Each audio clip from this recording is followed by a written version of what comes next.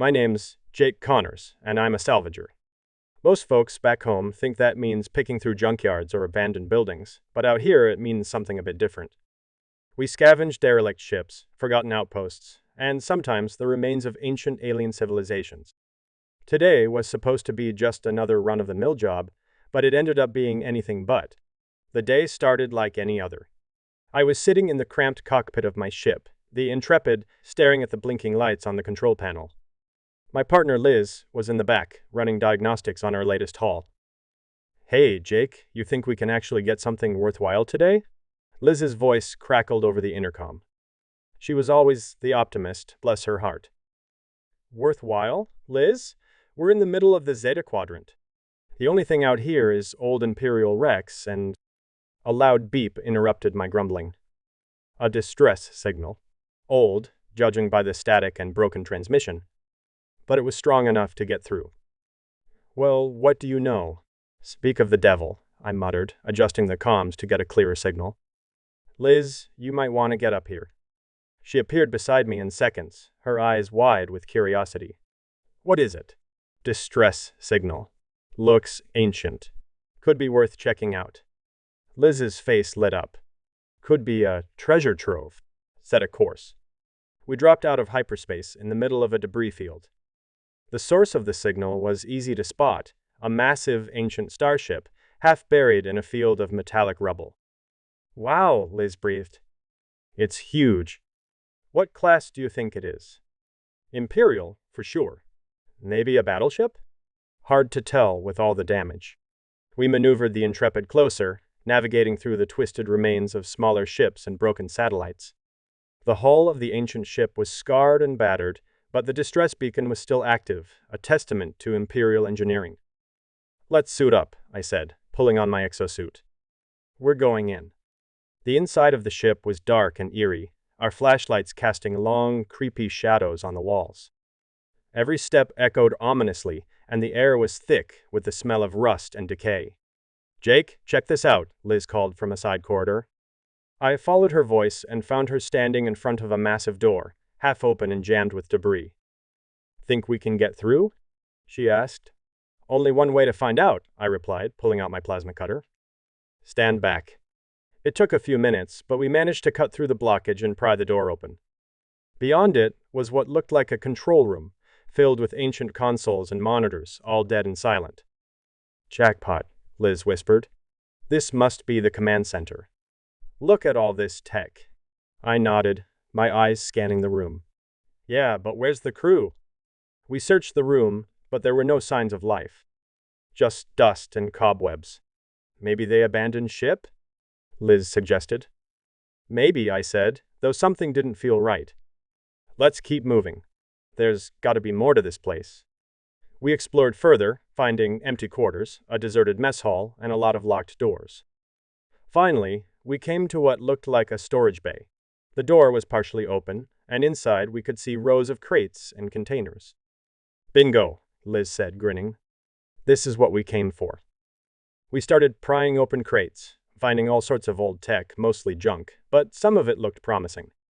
Then, in the far corner of the bay, we found something unexpected. "Jake, come look at this," Liz called, her voice trembling slightly. I hurried over and saw what had her spooked. It was a cryostasis pod, ancient and covered in dust, but still active. Inside was a figure, humanoid but definitely not human. The skin was pale blue, and the features were delicate, almost ethereal. "What the hell?" I muttered. "Is that—" "An alien," Liz said, her eyes wide with wonder.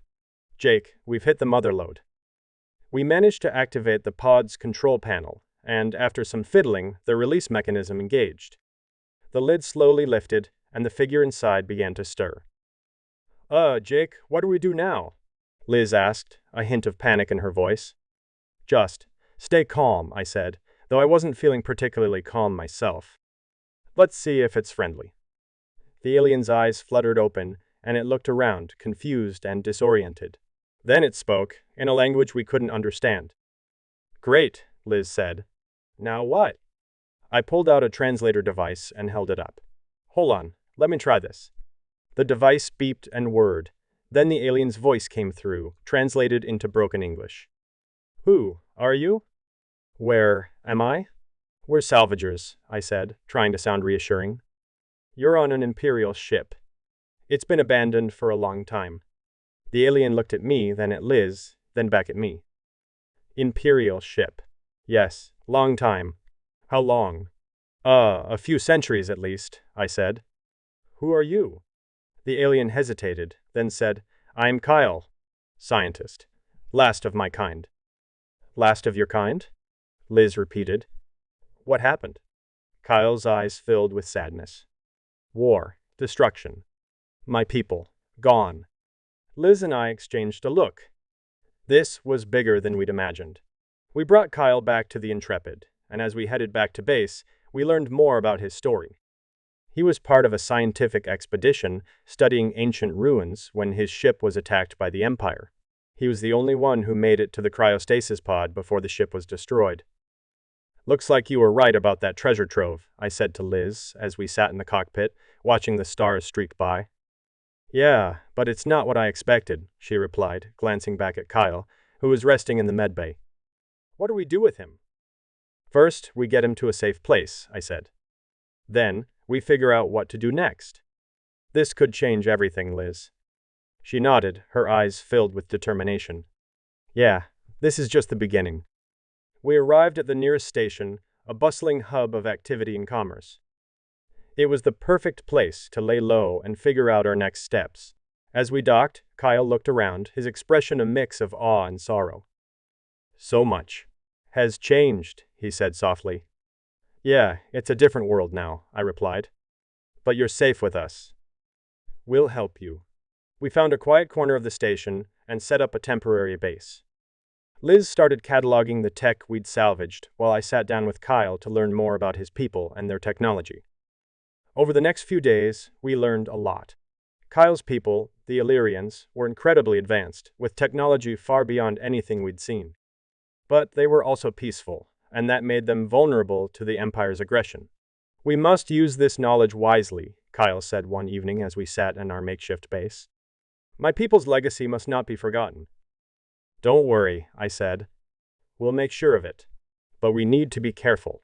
There are a lot of folks out there who'd kill for this kind of tech. Liz nodded.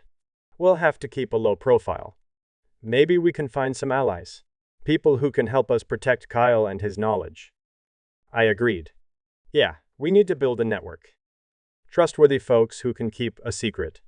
We started reaching out to contacts, discreetly feeling out who we could trust. It wasn't easy, there were plenty of opportunists and backstabbers in this line of work. But slowly, we began to build a small, trusted group of allies.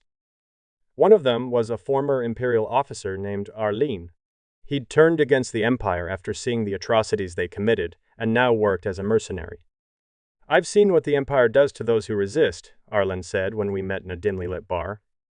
If you've got something they want, you'll need all the help you can get. Will you help us? I asked. Arlen nodded. I will. But it won't be easy. They're relentless. With Arlen's help, we began to fortify our position. We set up hidden bases, stockpiled supplies, and prepared for the worst. And all the while, Kael continued to share his knowledge, teaching us about Illyrian technology and science. One evening, as we sat around a holographic map, planning our next move, Liz turned to me and said, Jake, do you ever think about what we're doing? I mean, this is huge. We're talking about changing the balance of power in the galaxy. I nodded. Yeah, I think about it. But we're doing the right thing. The Empire can't be allowed to keep doing what they're doing. Kael's knowledge could help us turn the tide. Liz smiled. You're right. We're making a difference. As the weeks turned into months, our little group grew stronger. We found more allies, gathered more resources, and started to make a real impact. We sabotaged Imperial supply lines, freed prisoners, and spread the word of resistance. And through it all, Kael remained our guide and our inspiration. His calm wisdom and unshakable determination kept us going, even when things looked bleak. Together, we can make a difference, he said one night as we prepared for another mission. My people may be gone, but their spirit lives on in us. We will fight for a better future. And fight we did. For freedom. For justice. For the memory of Kael's people, and for the hope of a brighter tomorrow.